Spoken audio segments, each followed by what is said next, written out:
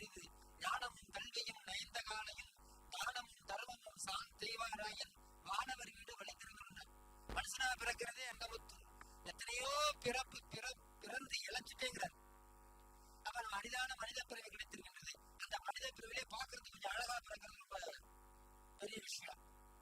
அதே கை கால் ஊனம் இல்லாம பிறக்கிறது அது அதோட பெரிய விஷயம். அதுக்கப்புறம் பாத்தீங்கன்னா நம்ம காது கண்ண மூக்கு எல்லாம் நல்லா இருக்கு, ஓரளவு நம்ம எல்லாம் கேட்கிறோம், அது சுவையை உணர்ந்து சாப்பிடறதெல்லாம் முடியாதவங்க நிறைய பேர் இருக்காங்க. இப்படி இந்த அரிதான பிறவியை இறைவன் கொடுக்கின்றான். அந்த அரிதான பிறவிலே ஞானமும் கல்வியும் நயத்தலைவி. கல்வி என்பது பிஏ எம்ஏ இது மட்டும் கல்வி கிடையாது, இறைவனை பற்றிய கல்வி. இறைவனை பற்ற பிறகு நாம் என்ன பண்ணும்? தானமும் தர்மமும் தான் செய்வாராயின், தானம் தர்மம் செய்கின்ற பொழுது வானவர் வீடு வழி திறந்துடுவேன்னு சொல்றாங்க. எல்லா நேரங்களிலும் நாம என்ன பண்ணணும்? தான தர்மம் செய்து கொண்டே இருக்கணும்.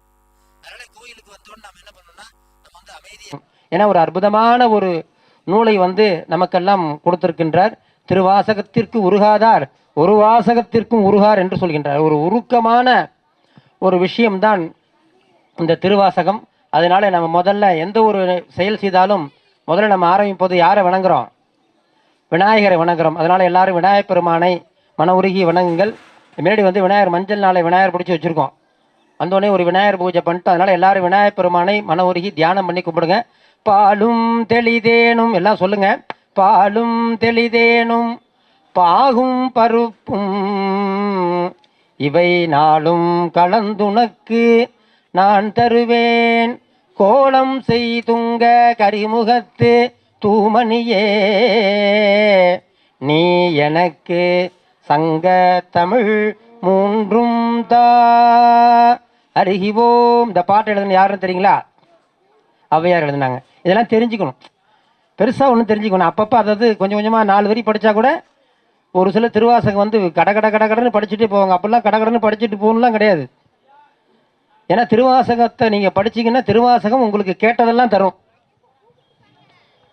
இலங்கை ஜெயராஜ் ஐயான்னு ஒருத்தர் இருக்கார். அவருடைய சொற்பொழிவு எனக்கு ரொம்ப பிடிக்கும். அவர் திருவாசகத்தை அப்படி உரி படிக்கக்கூடியது. கம்பராமாயணம் மிகப்பெரிய ஒரு சொற்பொழிவாளர். அவர் சொல்லுவார், ஒரு முறை நான் ரொம்ப அறிவாளி ஆனதுனால வருத்தப்படுறேன்னார். ஏன்னா அறிவாளி ஆனதுனால ரொம்ப ஆராய்ச்சி பண்ண ஆரம்பிச்சிட்டாரான். அறிவில்லாத அவன் மட்டும் கடவுளை கும்பிட்டு போகிறான். நான் ரொம்ப படித்ததுனால ரொம்ப ஆராய்ச்சி பண்ணி கடவுளை நான் ரொம்ப உருகி தேட வேண்டியா இருக்கு. அறிவுனால என்ன ஆகுது? கடவுளை தேடுவது தடைப்பட்டு போயிட்டுதான். இதுலங்க அறிவு சமயத்தில் கடவுளை தேடுறதை கூட தடைப்படுத்துகிறோம். இவ்வளோ தூரம் போகணுமாடா, இவ்வளோ செலவு பண்ணிட்டு போகணுமா அப்படிலாம் தோண வைக்கும். அந்த ஜெயராஜ் ஐயா என்ன பண்ணுறாரு? ஒரு முறை கம்பன் கழகத்துக்காக ஒரு இடம் வாங்கணும்னு அவர் முயற்சி பண்ணுறார். அவர் அப்போ பெரிய சொற்பொழிவாளர் கிடையாது, இப்போ நினச்சதெல்லாம் செஞ்சிருவார். அப்போ என்ன பண்ணுறாரு? ஒருத்தர் சொன்னார் அவங்கள்ட்ட ஜெயராஜ் ஐயாட்ட, நீங்கள் திருவாசகம் 51 பதிகம் படிச்சிட்டிங்கன்னா உங்களுக்கு வேணுங்கிற இடம் கிடச்சிரும் அப்படின்னு. அவர் என்ன பண்ணுறாரு? அந்த ஜெயராஜ் ஐயா நம்பிக்கையோடு, இது அவர் பேசிய சொற்பொழிவே இருக்குது, நம்பிக்கையோடு என்ன பண்ணுறாருன்னா தினமும் ஒரு பதிகமாக பாடுறாராம். 51வது பதிகம் வந்துடுச்சு. ஆனால் இடம் அவருக்கு கிடைச்ச பாடில்லை. ஐயா கோயிலுக்கு மடம் கட்டுறதுக்கு இடம் தேடின மாரி அவர் இடம் கிடைச்ச பாடில்லை. 51வது பதிகம் நாளைக்கு படிக்கணும். அப்போ யோசிக்கிறார், நாளைக்கு பதிகத்தை படிப்போமா வேண்டாமா? படித்து இடம் கிடைக்கலன்னா திருவாசகம் பொய்யாயிடும் அப்படின்னு ரொம்ப மனம் உருகிட்டே இருக்கும் பொழுது, சரி எப்படி இருந்தாலும் படிச்சிருவோம் அப்படின்னு காலையில் எழுந்துச்சி குளிச்சு விட்டு அவர் சிவ பூஜையெல்லாம் பண்ணிவிட்டு 51வது பதிகத்தை படிக்கிறார். முக்தி நெறி அறியாத மூர்க்கரோடு முயல்வோனை, அதுவே முக்தி நெறி அறியாத மூர்க்கத்தனமா. இதை பாடி முடிச்சுட்டு முக்காவாசி பாடும்போதே காலியும் பிள்ளை யாரை தட்டினாங்களாம். சரின்னு முடிஞ்சிட்டு போய் கதவை திறந்தோன்னே அவர் சொன்னாராம், உங்களுக்கு இடம் கிடச்சிட்டுனாராம்.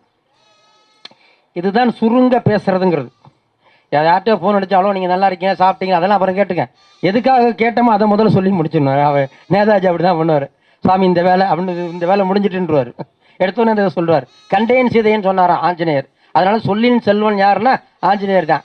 அதேமாதிரி ஒரு என்ன சொன்னாரா? உங்களுக்கு இடம் கிடச்சிட்டுனாராம். ஆஹா, திருவாசகம் ஜெயிச்சிடுச்சு.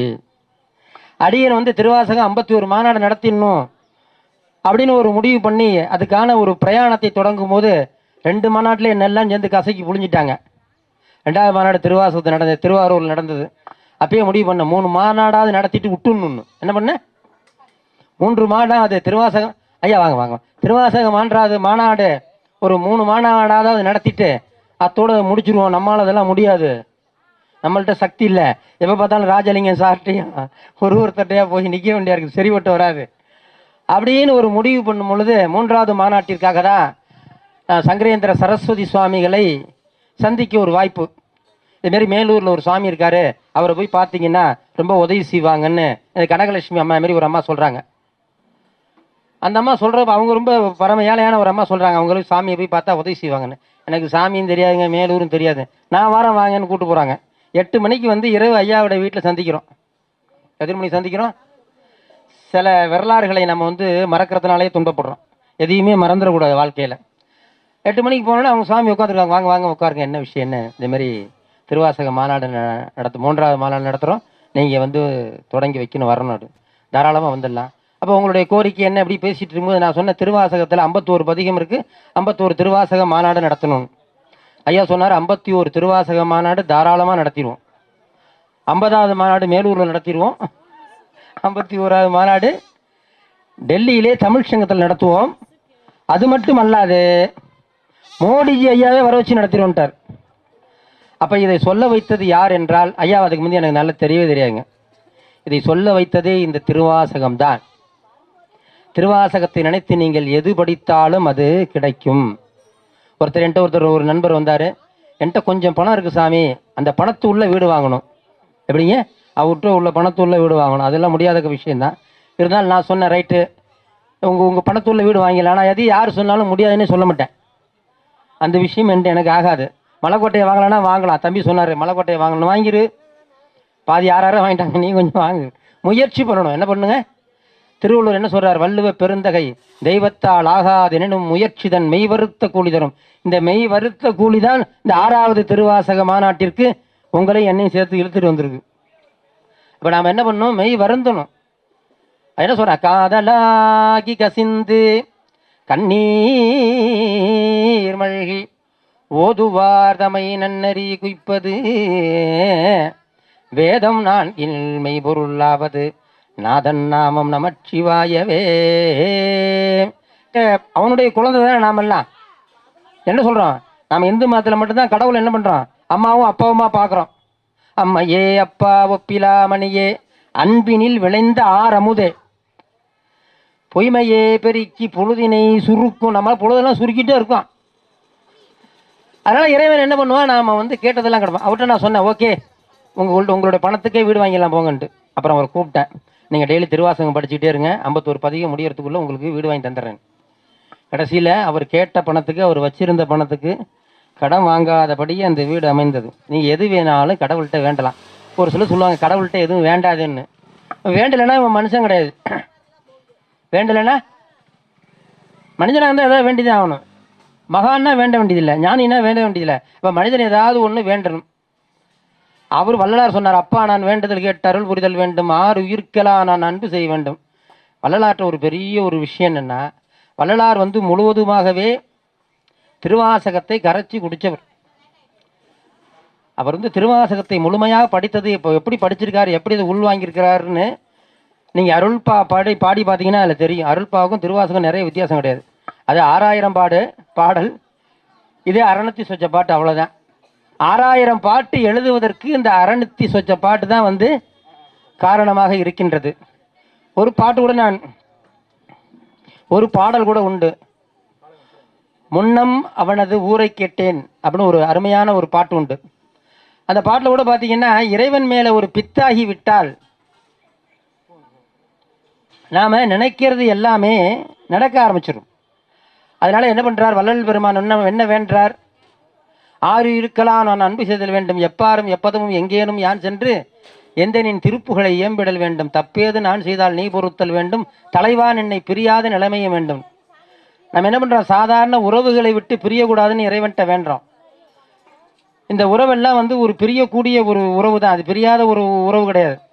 ஒரு முறை நான் ரொம்ப கோபமாக இருந்தேன். ஒருத்தர் என்கிட்ட வந்தார், எங்கள் வீட்டுக்காரமாக இறந்து போயிட்டாங்க சுவாமி, எனக்கு ரொம்ப வருத்தமாக இருக்குன்னு. நானே அப்போ ரொம்ப கோபமாக இருக்கேன். அவரு வந்து அதை சொல்கிறாரு. நான் சொன்னேன், வீட்டுக்காரம்மா மேலே ரொம்ப பிரியமா? ஆமாம் ரொம்ப பிரியம் சுவாமி.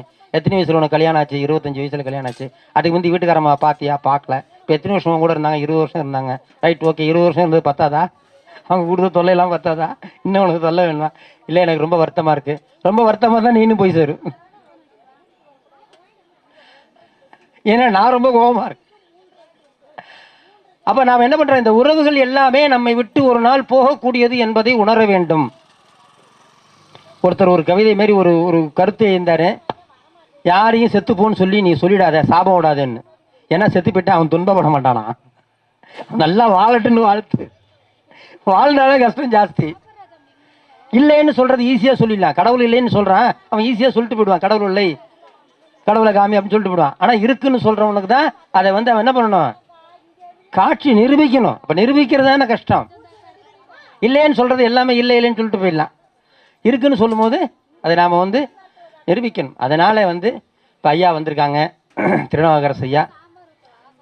அவங்க வந்து அவங்கள வச்சுட்டு நான் பேசுகிறதுங்கிறதே ரொம்ப பயப்படுவேன். நான் ஒரு சிலருக்கு தான் பயப்படுவேன்.